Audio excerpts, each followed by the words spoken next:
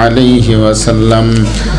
قال الله تعالى في كلامه المجيد وفرقانه الحميد: إن الله وملائكته يصلون على النبي يا أيها الذين آمنوا صلوا عليه وسلموا تسليما. اللهم صل على سيدنا مولانا محمد وعلى آل سيدنا شفيعنا محمد. اللهم صل على سيدنا مولانا محمد وعلى آل سيدنا رسولنا محمد. यहाँ हम सब मुसाफिर हों वही आखिर ठिकाना, कोई आगे रवाना है कोई पीछे रवाना. अल्लाहुम्मा सल्ली अला सय्यदिना मौलाना मुहम्मद व अला आलि सय्यदिना शफीइना मुहम्मद. अल्लाहुम्मा सल्ली अला सय्यदिना मौलाना मुहम्मद व अला आलि सय्यदिना रसूलिना मुहम्मद. মহান আল্লাহ পাক রব্বুল আলামিনের দরবারে শুকরিয়া যে আমরা আবারও বসতে পেরেছি সবাই একসঙ্গে। আল্লাহর মেহেরবানিতে আমরা নামাজ শেষ করেছি। এখন আগে আমরা সিরিয়াল মতো করি। আগে প্রথমে মেয়েরাজ নিয়ে একটু আলোচনা করি। সবে মেয়েরাজ, আজকে যেহেতু মেয়েরাজের রাত, আজকে মেয়েরাজ নিয়ে একটু আলোচনা করি আমরা। এরপরে রাসূল আকরাম সাল্লাল্লাহু আলাইহি ওয়াসাল্লাম মেয়েরাজটা কেমন ছিল সেই বিষয়টা কথা বলে এরপরে ইনশাআল্লাহ আমরা পরবর্তীতে একটু শবে বরাত নিয়ে কিছুটা কথা বলবো, যেহেতু পরবর্তীতে শাবান মাস আসতেছে। আর রমজানের আগে যেহেতু এই মাহফিলটা আমরা করতে পারবো না, এই জন্য রমজানের মাহফিল নিয়ে রমজানের মাসআলাগুলো একটু বলবো। রমজান সংক্রান্ত অনেক কথাগুলো আছে।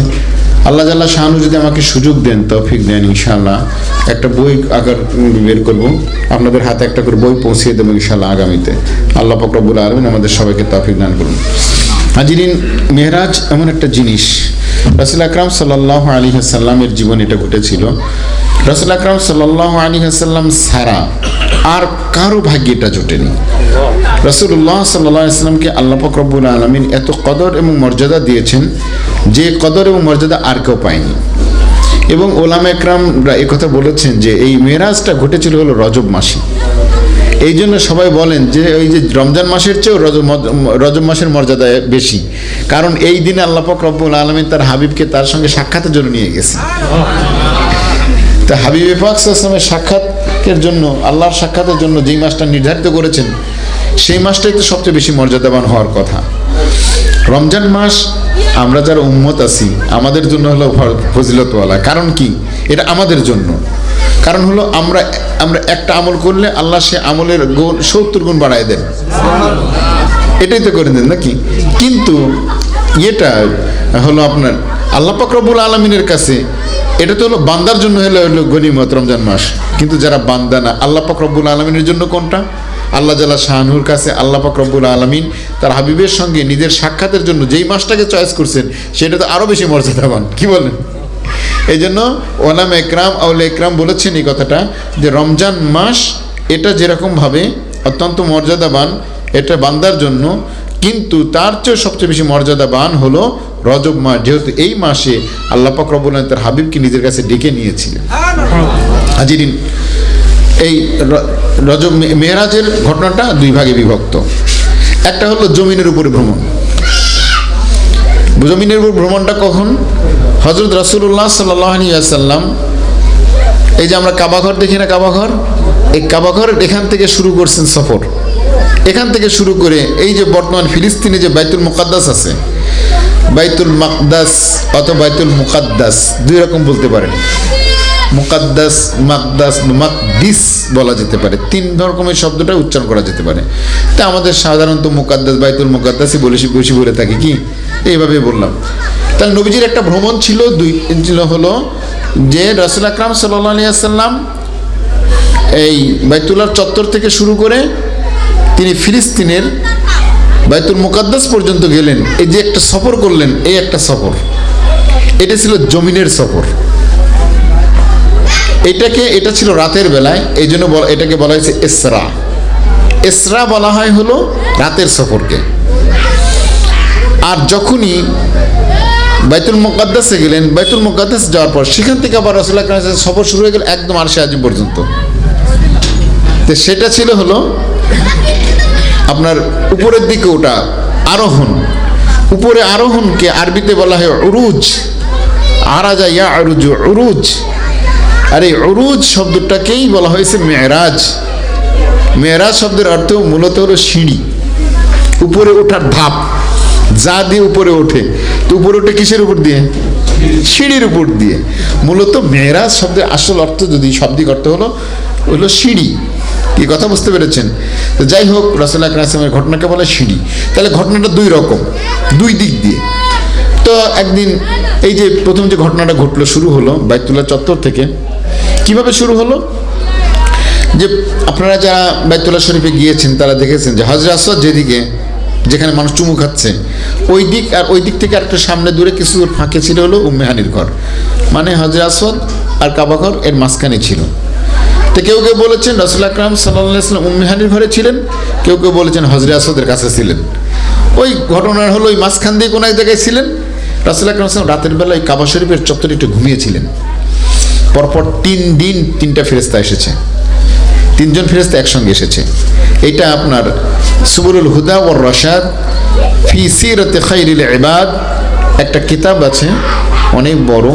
সেই কিতাবের ভিতরে রাসূল আকরাম সাল্লাল্লাহু আলাইহি ওয়াসাল্লাম মেরাজের ঘটনাটা লেখা আছে। তো রাসূলুল্লাহ সাল্লাল্লাহু আলাইহি ওয়াসাল্লাম মেরাজ ওখানে যখন হবে, তো কিভাবে হবে? ওটা প্রথমে ইসরা হবে। এই ইসরার কথাটা কোরআন শরীফে আছে, সুবহানাল্লাযী আসরা, ইসরা থেকে সুবহানাল্লাযী আসরা বিআবদিহি লাইলাম মিনাল মসজিদিল হারাম। লাইলাম মিনাল মসজিদিল হারাম, লাইলান মানে সামান্য একটু রাতের অংশ, মসজিদিল হারাম, মসজিদে হারাম, ইলাল মসজিদিল আকসা, মসজিদ আকসা পর্যন্ত।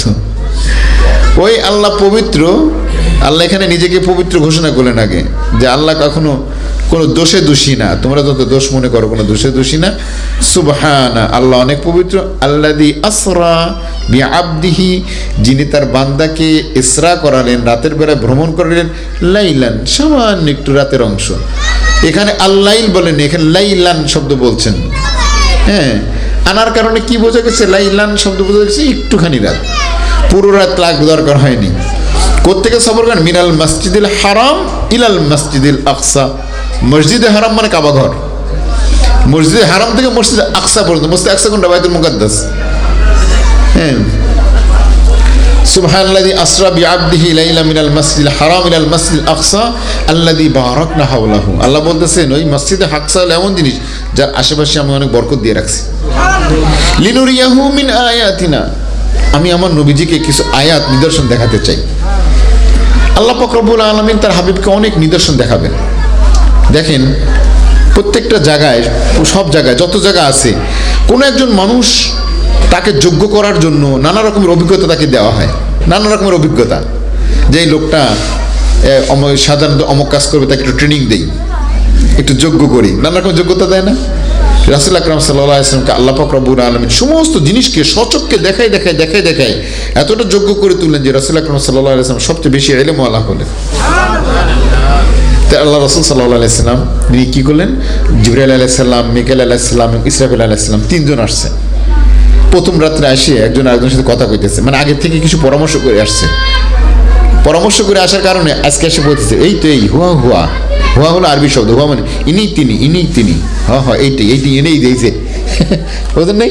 মানে আগের থেকে বলা আছে এই এমন একটা লোক, এরকম চেহারা, এরকম দেখা যাবে, তার কাছে যাও, এরকম বলে রাখে। তাহলে আপনি যদি তাকে দেখে পান, দেখে কি করবেন আপনি? এই উনি হবে, এরকম হয় না? 3 জন ফেরেশতা, তো এখন একজন কে পাইছি, উনি হলেন তিনি। এই কথা কয়ে একটু গল্প টল্প দুজন এটা কয়ে চলে গেল। পরের দিন আবার আইসেন আবার কইতেছে, এখানকার সর্দার কে রে, এখানকার নেতা ইনিই হবেন মনে হয়, এই যে সুন্দর চেহারা দেখা যায়, হ্যাঁ হ্যাঁ ইনি তাহলে, এই বলে সেই দিন আবার চলে গেল। তৃতীয় দিন আসার পরে তারপর জিবরাইল আলাইহিস সালাম কি করলেন, রাসূল আকরাম সাল্লাল্লাহু আলাইহি ওয়াসাল্লামকে ওইখান থেকে তুলে হজরে আসওয়াদ ওই জমজম কূপের পানি যেখানে আছে সেখানে নিয়ে আসলেন। এখন আপনারা ওই দেখছেন না হলো মাকামে ইব্রাহিম আর কাবাঘর এর মাঝখানে জমজমের পানি।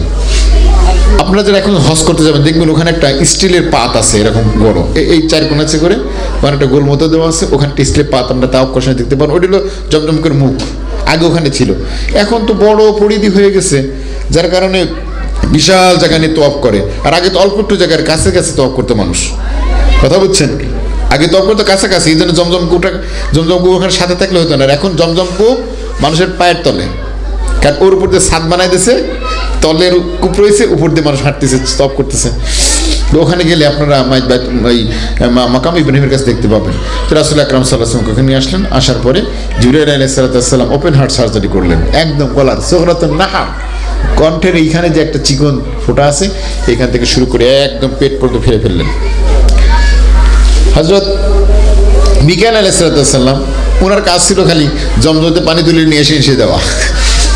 আর হযরত জিবরাইল আলাইহিস সালাম আর ইসরাফিল আলাইহিস সালাম দুইজনে মিলে নবী করিম সাল্লাল্লাহু আলাইহি ওয়াসাল্লামের হৃৎপিণ্ডটা বের করে ফেলছেন। ওইটাকে সুন্দর করে ধুয়ে পরিষ্কার করে ওখানে একদম ফ্রেশ করে আবার ভিতরে প্রতিস্থাপন করলেন, ভিতরে ঢুকাই দিলেন। ঢুকাই দেওয়ার পর এরপরে আর একটা গামলা আনা হলো, যেটাকে আরবিতে বলে তস্ত, স্বর্ণের গামলা, অনেক বড় একটা গামলা। এই গামলাটা পরিপূর্ণ ছিল ঈমান এবং হিকমত দ্বারা। গামলার ভিতরে পানি ছিল না, অন্য কিছু ছিল না, ছিল হলো ঈমান আর হিকমত। এইটা নিয়ে আতবাকা ওইটাকে ঢেলে দিলেন, বুকের ভিতরে ঢেলে দিয়ে বুকটাকে এরকম লাগাই দিলেন, বাস এখন এই বুকের এই চামড়াটা এটা পুরোটা লেগে গেল। এখন এটা হয়ে গেল আপনার কসমেটিক সার্জারির মতো, সেলাই টেলাই লাগলো না। কি করেন এরা, এখান থেকে ওরা কসমেটিক সার্জারি বের করছে, এখান থেকে ওরা ওপেন হার্ট সার্জারি বের করছে, কথা বুঝছেন? রাসূল আকরাম সাল্লাল্লাহু আলাইহি ওয়াসাল্লামের একটা বিশাল সফরটা হলো এত জোরে আর এত দ্রুত, কল্পনা করা যায় না। কারণ রাসূল আকরাম সাল্লাল্লাহু আলাইহি ওয়াসাল্লাম এখন বোরাকে উঠবেন। বোরাকটা কেমন? বোরাকটা হলো সাদা কালারের, সাদা রঙের চতুষ্পদ একটা প্রাণী, সাদা, এটার চেহারাটা ঘোড়ার মতো। তবে কেউ বলেছেন, ওলামা একরামদের ভিতরে কেউ বর্ণনা করেছেন যে বোরাকের মুখটা ছিল মানুষের মতো, পা দুটো ছিল হলো ঘোড়ার মতো, কেউ বলেছেন আর কি। তো বোরাকে উঠতে হবে। বোরাকের গতিটা কতটুকু? বোরাকের গতি হলো আমরা তাকাইলে পরে চোখ যত দূর যায়, আমার চোখের সীমানা যত সুখ যেখানে গিয়ে শেষ, ও এক লাফে অত দূর যায়, এত দ্রুত যায়। এবং আর একটা আজব কাহিনী হলো, বোরাকের যে পা আছে চারটা, এই চারটা পা হলো এরকম, উপর দিকে যখন ওঠে তখন পিঠ সমানতেই থাকে, সামনের পা ছোট হয়ে যায়, পিছনের পা বড় হয়ে যায়। পিছনের পা যদি বড় হয়ে যায়, সামনের পা যদি ছোট হয়ে যায়, তাহলে উপরে ওঠার সময় কি পিঠ এরকম বেঁকা হয়ে যাবে? সোজা থাকবে। তো উনি জেলেন। এবং এই বোরাকটার আর একটা বিষয় হলো, এরপর যখন নামতে থাকে তখন তার সামনের পা বড় হয়ে যায়, পিছনের পা ছোট হয়ে যায়। কি আল্লাহ একটা প্রাণী বানিয়েছেন। এবং এই বোরাকটা শুধুমাত্র যে রাসূল আকরাম সাল্লাল্লাহু আলাইহি ওয়াসাল্লামের কি বহন করেছে তা না, বরং বোরাকের পিঠে চড়ে অন্যান্য নবীরা সফর করেছেন।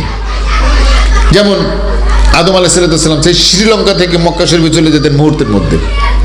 একে তো আদম আলাইহিস সালাম ছিলেন অনেক উঁচু, 60 হাত লম্বা, 60 হাত না 60 গজ, সিত্তুনা জিরাআন, 60 গজ লম্বা মানুষ। 60 গজ মানে কত? 120। এত বড় লম্বা মানুষ যদি হয়, তো সে পায়ের ধাপ কত বড় হবে? অনেক বড় না? হাঁটলে অনেক দূরে যায়। আপনারা কি কখনো হাতির সাথে হাঁটছেন? পারা যায় না। হাতি দেখা যায় কি আস্তে আস্তে হাঁটতেছে, তাই না? মনে হয় আস্তে আস্তে হাঁটতেছে, কিন্তু হাতির পায়ের ধাপ যেহেতু বড়, ও মুহূর্তে কোণে চলে গেছে, মানুষের পাশে দৌড়ে সারতে পারে না, তাই না কথাটা? তো হযরত আদম আলাইহিস সালাম ছিলেন অনেক লম্বা মানুষ, এমনি হাঁটলেই তো অনেক দূর চলে যেত। আদম আলাইহিস সালামের বাহন ছিল আবার ওইটা, ওর পিঠে চড়ে আদম আলাইহিস সালাম মক্কা শরীফ চলে যেতেন শ্রীলঙ্কা থেকে। হযরত ইব্রাহিম আলাইহিস সালাম ওটার পিঠে উঠে চলতেন। হ্যাঁ, ইব্রাহিম আলাইহিস সালাম ওইটার পিঠে উঠে বিভিন্ন জায়গায় সফর করতেন, মুহূর্তের মধ্যে চলে যেতেন, এইগুলো করতেন। তো এই যখন রাসূল আকরাম সাল্লাল্লাহু আলাইহি ওয়াসাল্লামের সিনাটা চাক করা হলো, এখন বোরাকের পিঠে উঠতে যাবেন, এখন বোরাক সে তো চেনে নাই রাসূল আকরাম সাল্লাল্লাহু আলাইহি ওয়াসাল্লামকে, এই জন্য একটু ছটফট করতেছে, বুঝছেন কথাটা, একটু হাগি ঝুঁকি দিচ্ছে, লাফালাফি করতেছে। তখন হযরত জিবরাইল আলাইহিস সালাম বোরাককে ধমক দিছে, আতাফু আলীনা আবি মুহাম্মাদিন তাফআলিনা হাযা, এই বোরাক নবীর সঙ্গে মুহাম্মাদের সঙ্গে এমন কাজ করো।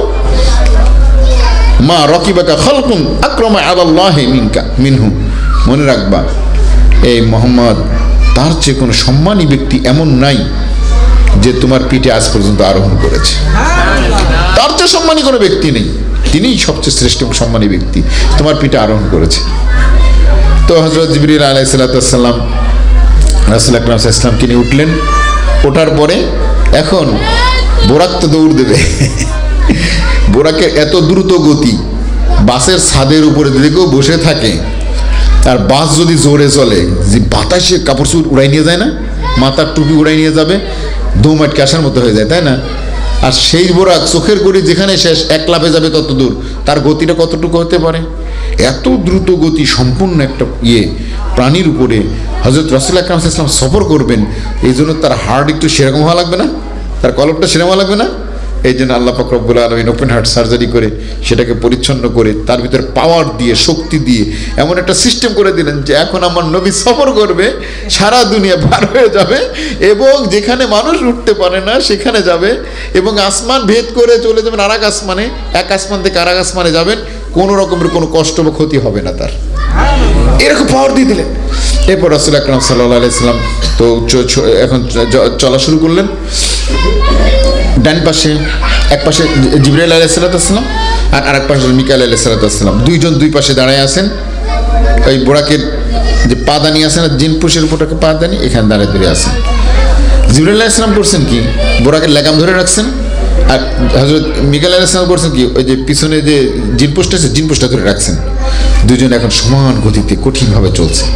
কিছু দূর যেতে না যেতেই রাসূল আকরাম সাল্লাল্লাহু আলাইহি ওয়াসাল্লামকে বললেন যে, ওই যে বললাম না যে রাতের কিছু অংশ সফর করছেন, বোরাক যদি এত দ্রুত চলে তাহলে কতটুকু সময় লাগে মক্কা আপনার মদিনা শরীফ যাইতে? তো মক্কা শরীফ থেকে মদিনা শরীফ 450 কিলোমিটারের বেশি হবে। তারপরে সেখানে কি গেলেন মুহূর্তের ভিতরে। রাসূল আকরাম সাল্লাল্লাহু আলাইহি ওয়াসাল্লাম যাওয়ার পরে ওই দেখলেন খেজুর বেষ্টিত এলাকা, খেজুর গাছ দেখা যায়। তখন সেখানে যাওয়ার পর বললেন আল্লাহ রাসূলকে যে মুহাম্মদ, নবীজি আপনি নামেন, এখানে 2 রাকাত নামাজ পড়েন। তো বললেন রাসূল সাল্লাল্লাহু আলাইহি ওয়াসাল্লাম বললেন, তখন নামাজ পড়লেন। 2 রাকাত নামাজ যখন পড়লেন তখন নবী করিম সাল্লাল্লাহু আলাইহি ওয়াসাল্লামকে জিজ্ঞেস করতেছেন, আতাদরি আইনা সাল্লাইতা, আপনি কোথায় নামাজ পড়েছেন, আপনি কি জানেন? রাসূল আকরাম সাল্লাল্লাহু আলাইহি ওয়াসাল্লাম বললেন যে না, আসলে আমার তো সেটা জানা নেই যে আমি কোথায় নামাজ পড়ছি। তখন রাসূল আকরাম বললেন যে আপনি যে জায়গায় নামাজ পড়লেন সেটা হলো এমন স্থান যেখানে আপনি হিজরত করে আসবেন। আতাদরি আইনা সাল্লাইতা, কোথায় নামাজ পড়েছেন আপনি কি জানেন? জানেন তো না, তাহলে আপনি নামাজ পড়েছেন এমন স্থানে যেখানে আপনি হিজরত করবেন। কিছুক্ষণ পর আবার রাসূল আকরাম সাল্লাল্লাহু আলাইহি ওয়াসাল্লাম সফর করলেন, আবার এক জায়গায় গিয়ে নামালেন, সেখানে নেমে আবার 2 রাকাত নামাজ পড়তে বললেন, নামাজ পড়লেন। আবার জিজ্ঞেস করলেন যে নবীজি যেখানে নামাজ পড়লেন এই জায়গাটা চেনেন? না চিনি না। এটা হলো মাদাইন শহরে নামাজ পড়লেন। কোথায় মদিনা, কোথায় মাদাইন? আপনি মাদাইন শহরে নামাজ পড়লেন। এই মাদাইন হলো মাদাইনে মুসা আলাইহিস সালামের একটা গাছ আছে এখানে, সেই গাছের কাছে আপনি নামাজ পড়লেন। এরপর আবার সফর শুরু করলেন, সফর করতে করতে আবার চললেন। কিছু যাওয়ার পরে কে এক জায়গায় গিয়ে নামলেন, নামার পর আবার বললেন এখানে 2 রাকাত নামাজ পড়েন। নবীজি নামাজ পড়লেন। এখন বলছে আতাদরি আইনা সাল্লাইতা, কোথায় নামাজ পড়েছেন নবীজি জানেন আপনি? বলেন আমি তো জানি না কোথায় নামাজ পড়েছি। বললেন আপনি নামাজ পড়েছেন হলে সেখানে, এটা হলো তুরে সাইনা, এটা হলো তুর পাহাড়, হ্যাঁ সাইনা পর্বত, তুরে সাইনা পর্বত। এই তুর পাহাড় হলো এমন জায়গা যেখানে মুসা আলাইহিস সালাম আল্লাহ পাক রব্বুল আলামিনের সাথে কথা বলছিলেন। তো কথাই শুধু শুনছেন, কিন্তু আল্লাহ পাক রব্বুল আলামিনকে দেখতে চেয়েছেন। ফালাম্মা তাজাল্লা রব্বুহু, আল্লাহ যখন একটু নূরের ঝলক মেরে দিয়েছিলেন, ফাখাররা মুসা সাইকা, বেহুশে মুসা আলাইহিস সালাম পড়ে গিয়েছিলেন, থাকেননি, মানে আল্লাহ তাজাল্লি সহ্য করতে পারেননি। আর আল্লাহ পাক রব্বুল আলামিন রাসূল আকরাম কি করেছেন, কত হাজার নূরের পর্দা ভেদ করে তিনি চলে গেছেন সেই যেখানে লা মাকান যে স্থানের কোনো আর অস্তিত্ব মানে বোঝা যায় না, যেখানে কিনা মানুষের কোনো সময় স্থানে জ্ঞান থাকে না, এমন জায়গায় চলে গিয়েছিলেন আল্লাহ রাসূল। এমন একটা স্থানে চলে গিয়েছিলেন, এত ক্ষমতা। হযরত রাসূল আকরাম সাল্লাল্লাহু আলাইহি ওয়াসাল্লাম যখন আরশে উঠতেছিলেন, তখন কিন্তু রাসূল আকরাম সাল্লাল্লাহু আলাইহি ওয়াসাল্লাম জুতা খুলতে লাগছিলেন। আল্লাহ পাক রব্বুল আলামিন বলছেন, নবীজি আপনি জুতা খুলবেন না, জুতা পায়ে দিয়ে আসেন। আর হযরত মূসা আলাইহিস সালাম যখন তুর পাহাড়ে যাচ্ছিলেন, তখন মূসা আলাইহিস সালামকে আরো সে এক মাযুমের নাম তুর পাহাড়ে, ফাখলা'না আলাইক, মূসা জুতা একটু খুলে আসো। মূসা আলাইহিস সালামকে বলেন জুতা খুলে আসো, আর আল্লাহ রাসূলকে কি বলছিলেন যে নবীজি জুতা খুলবেন না, আপনি জুতা পায়ে দিয়ে আসেন। কি বলে জুতা খুলবেন কেন? কে আল্লাহু আকবার।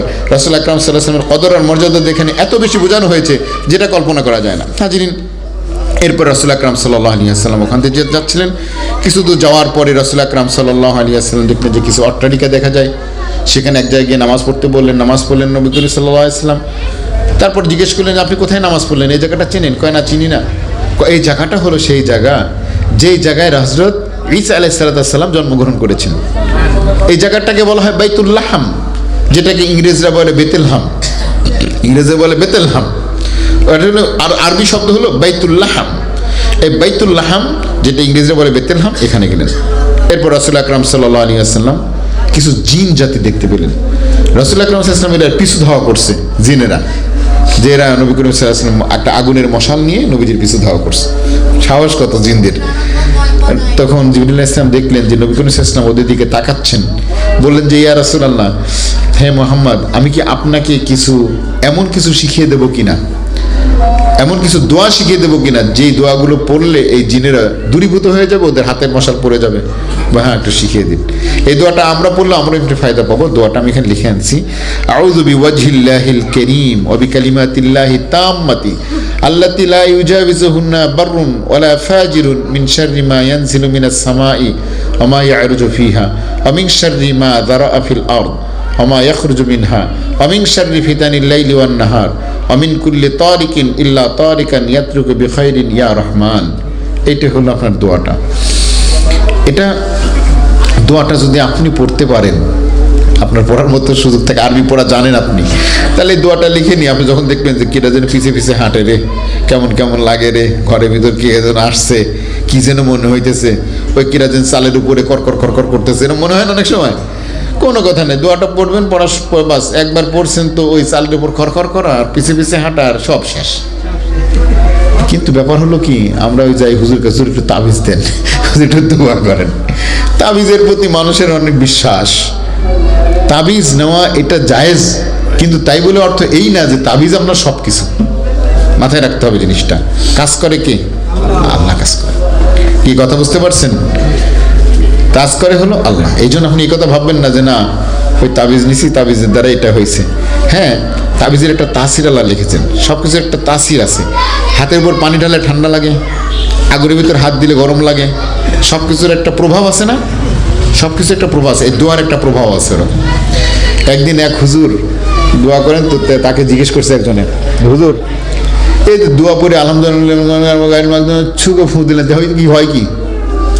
এই কথা যখন বলছে তখন হুজুরের ওটা গাল শুরু করছে, এই ব্যাকল শুয়োর কুত্তা বাচ্চা কি করে গালি টালি দিচ্ছে, দেওয়ার পর খেপে টেপে ডেকে ডেকে অস্থির হয়েছে। কই কি রে, কথা বলে বলে কিছু হয় না, তো তোর শুয়োর কুত্তা কইছি রাখলি কেন? কথা কিছু হয় কি না? কথা বললে তাসির হয় কি না ভিতরে? কথা তোমার কাছে মার দেয় নেই, তোমার থাপ্পড় দেয় নেই, তা তোমার কিন্তু শুয়ার কুকুরকে হাবিজাবি করে একটু গালি দিছি, তাতেই তুমি চেতে উঠছো, খেপে উঠছো, আমার মারতে আসতেছো। তার মানে কি? তার মানে বোঝা গেল যে কথার একটা প্রভাব আছে যা মানুষকে কি করে? তাসির করে। সুতরাং তোমাকে যেরকম শুয়োর কুকুর করলে তুমি খেপে যাও, আর ওই শয়তান জিন যারা আছে ওদেরকে আলহামদুলিল্লাহ বলে খেপে যায়। ওরা থাকতে থাকতে পারে না, ওরা কই সব ওই নেই না, কই নেই, চল যাই যাই সরে সরে যাই। বুঝেছেন কথাটা? তো এরপরে রাসূলুল্লাহ সাল্লাল্লাহু আলাইহি ওয়াসাল্লাম যখন এই দোয়াটা বললেন, পড়ার সাথে সাথে মশালটা চলে গেল। এরপর রাসূলুল্লাহ সাল্লাল্লাহু আলাইহি ওয়াসাল্লাম কিছু দূর গেলেন, যাওয়ার পরে তিনি দেখলেন যে কিছু লোক তারা কিছু ফসল কাটতেছে। যতই ফসলগুলো কাটে ততই শুধু বাড়তে থাকে, ততই বাড়তে থাকে, কেটে শেষ করতে পারে না। একবার কাটার সাথে সাথে আবার তৈরি হয়। এই মেরাজের এই জমিনের পথে সফর করার সময় কিন্তু এগুলো দেখতে পাচ্ছেন, এগুলো আল্লাহ দেখাচ্ছেন। তখন দেখলেন কিরে এগুলো কারা, তখন জিজ্ঞেস করে জিবরাইল ইসলামকে জিজ্ঞেস করলেন, ভাই জিবরাইল, এরা যারা এই যে রাস্তায় এগুলো এই মানে দেখতে পেলাম যে এরকম কাটতেছে, কাটার সাথে সাথে আবার ফসলে ভরপুর হয়ে যাচ্ছে, কারা এরা? এরা হলো যারা আল্লাহ রাস্তায় জিহাদ করেছে, যারা নিজের জান মাল আল্লাহ রাস্তায় ব্যয় করেছে, তাদের এটা হলো ফজিলত। যারা আল্লাহর রাস্তায় এরকম ব্যয় করে, আল্লাহর উপর ইয়াকিন করে, যারা নিজেরা আল্লাহ রাস্তায় জিহাদ করে, তাদেরকে আল্লাহ পাক রব্বুল আলামিন 700 গুণ বাড়ায় দেবেন। ও দেখে যদি খায় শেষ করতে পারে না, দিলে শেষ দিয়ে হয়ে যায়। আল্লাহ যদি দেয় শেষ করা যায়।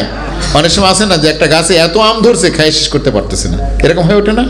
এরপরে হযরত রাসূলুল্লাহ সাল্লাল্লাহু আলাইহি ওয়াসাল্লাম এরপর চলতেছেন, কিছু দূর যাওয়ার পরে রাসূলুল্লাহ সাল্লাল্লাহু আলাইহি ওয়াসাল্লাম ঘ্রাণ পেলেন, সুন্দর সুঘ্রাণ। কী ব্যাপারে, ঘ্রাণটা কিসের আসে জিজ্ঞেস করলেন। তখন জিবরিল আলাইহিস সালাম বললেন, আপনি যে ঘ্রাণটা পাচ্ছেন সুঘ্রাণ, এই ঘ্রাণটা হলো ফেরাউনের মেয়েকে, যে মেয়ের যে একজন খাদেম ছিল, মেয়ের চুল আশ্রয় দিত, মেয়ের খেদমত করত, একজন মহিলা খাদেমা, খেদমত করেওয়ালি মহিলা, সেই মহিলার সুঘ্রাণ পাচ্ছেন আপনি।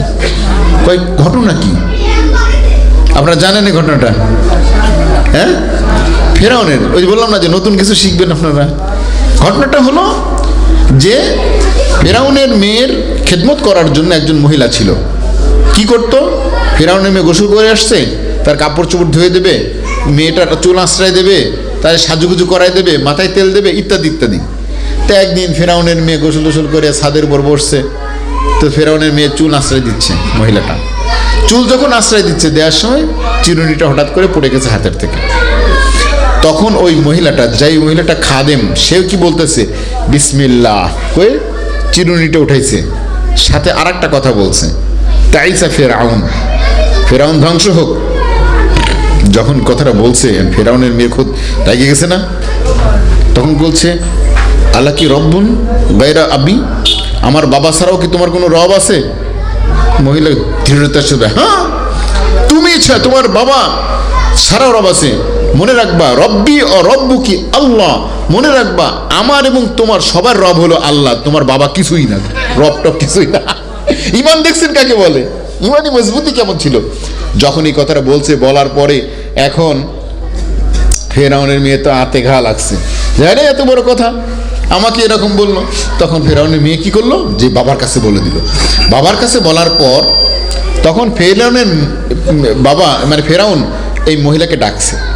মহিলার 3টা সন্তান ছিল, স্বামী ছিল, মহিলার স্বামীকেও ডাকছে। বলছে, শোনো, তোমরা এখন যে ধর্মের উপরে আসো এই ধর্মটা ত্যাগ করো। তোমরা যে ধর্মের উপর আসো যে আমি স্যার আরেকজন তোমার রব, এই কথাটা যে তুমি বলো এটা ত্যাগ করো। সে বলছে, না আমি ত্যাগ করতে পারবো না, আমার রব একজনই, তুমি আমার রব না, তোমাকে আমি রব মানতে পারবো না, তোমাকে বলতে পারবো না যে তুমি আমার আল্লাহ, তুমি আমার রব, তুমি আমার প্রতিপালন করো, এটা কইতেই পারবো না আমি। তাহলে তোমাকে আমি শাস্তি দেবো। দাও শাস্তি। শাস্তিটা কি? শাস্তি হলো যে কড়ার মধ্যে আগুন মানে তেল দিয়ে সেই তেলটাকে টকবক করে ফুটন্ত তেলের ভিতরে তোমাদেরকে ফেলে দেবো, এইভাবে তোমাদেরকে শাস্তি দিয়ে মারবো। সে বলছে রাজি, তবু মনে রাখো আল্লাহ আমার রব, তুমি আমার রব না। তো এত বড় ইমানি পরীক্ষা, কঠিন পরীক্ষা। তো ফেরাউনের ওই মেয়ের খাদেমা সে বলতেছে যে, ফেরাউনকে বলতেছে যে আপনার কাছে আমার একটা আবদার আছে, আপনি তো আমাদের মেরেই ফেলবেন, তো একটা আবদার আছে। আবদারটা কি? আবদার হলো যে আমাদের পরিবারের সবার হাড্ডিগুলোকে একত্র করে একটা গর্তের ভিতরে রেখে দেবেন, এক জায়গায় কবর দেবেন, বিচ্ছিন্ন করবেন না, ফেলে দেবেন না। আমাদের সকলের হাড্ডিগুলোকে একত্র করে সেই হাড্ডিগুলোকে একটা কবরে এক জায়গায় গিড়ে রাখবেন, বিচ্ছিন্ন জায়গায় দিয়েন না, ফেলে দিয়েন না। তখন ফেরাউন বলল, হ্যাঁ হতে পারে, তুমি বহুদিন আমার খেদমত করেছো, কত কিছু করছো, তুমি আমার কত সেবা করছো, হতে পারে, তোমার প্রস্তাব মেনে নিলাম। হাজিরিন, এই যে ইমানি একটা পরীক্ষা এরকম আসবে, এগুলো মেনে নিতে হবে। আপনি বলবেন যে এত আল্লাহ ডাকি, আল্লাহ বিল্লাহ করি, জিকির আজকার করি, তা আমার জ্বর আসে, আমার পরিবারে এত গ্যালজাম, এত কিছু, হায় হায়, এত সমস্যা আমার। না, এটা দুনিয়া। দুনিয়াতে নেক মানুষ আমল করে যে সেও অসুস্থ হয়, যে বদ আমল করে সেও অসুস্থ হয়। কি কথা বলছেন? যে ইমানদার তারও সম্পদ দেয় আল্লাহ, আর যে বেঈমান তারও আল্লাহ সম্পদ দেয়। এই দুনিয়াতে কিন্তু ওই সম্পদ আনার নেওয়া নিয়ামতের কোনো কথা দুনিয়ার কথা না, এগুলো সব হলো কোথাকার কথা? আখিরাতের কথা। আখিরাতে যখন একজন মানুষ যাবে তখন ইমানদার ছাড়া কেউ আল্লাহর নিয়ামত পাবে না, আর সব বাদ। কি কথা বুঝতে পেরেছেন? বিসমিল্লাহির রহমানির রহিম, এই বিসমিল্লাহির রহমানির রহিমের ভিতরে আর রহমান আর রহিম দুটো শব্দ বলে না? রহমান মানেও দয়ালু, রহিম মানেও দয়ালু, তো লাভটা কি, অর্থটা কি?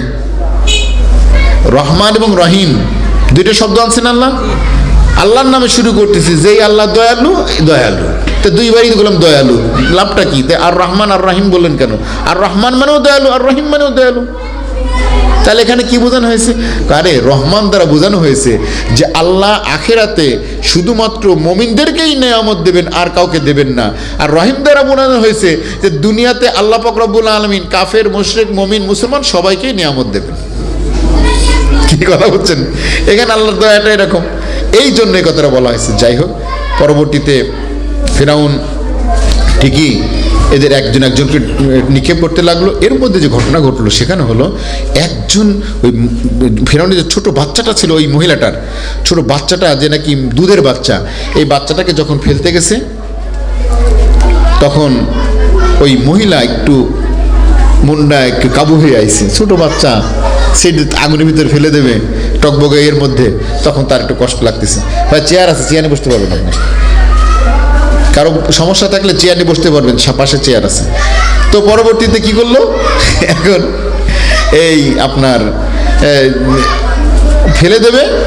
এখন উনি যখন একটু মনটা খারাপ করে ফেললেন তখন তাকে বলতেছে যে মা আপনি ভয় পাবেন না, কি এই ওলা তাকা আসি, আপনি এখানে ঝাঁপ দেন, আমাকেও ফেলে দেন, আপনিও পড়ে যান, কিন্তু আপনি এখানে ঢিলেমি করবেন না, ইন্নাকি আলাল হক, আপনি সঠিক উপর আছেন, হকের উপরে আছেন। কে বলছে কথাটা? দুধের বাচ্চা এই কথাটা বলেছে। যাই হোক, এরপরে যে কথাটা হলো সেটা হলো যে রাসূলুল্লাহ সাল্লাল্লাহু আলাইহি ওয়াসাল্লাম এরপরে কিছুদিন আবার সফর করলেন। সফর করার পরে তিনি দেখতে পেলেন যে একদল মানুষের মাথাকে চূর্ণ বিচূর্ণ করা হচ্ছে, চূর্ণ বিচূর্ণ করা হচ্ছে মাথাকে, মাথা চূর্ণ বিচূর্ণ করা হচ্ছে কার?